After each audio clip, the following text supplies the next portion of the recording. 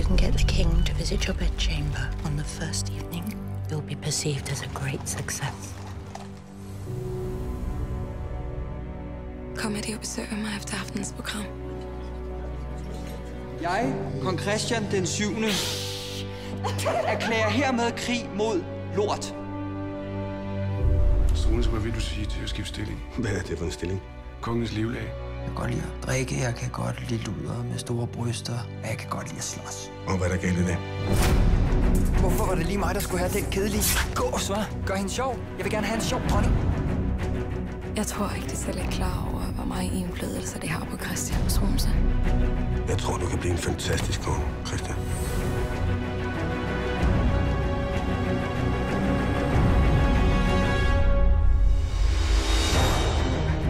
Jeg er gravid. Er det sandt? Nej. Du ødelægger mit land, Struense. Jeg kan gøre lige, hvad der passer mig. Kongen lader sig diktere direkte af en oplysningsmand. Jeg har ikke lyst til at stå og sørge for graven af dit afhuggede hoved.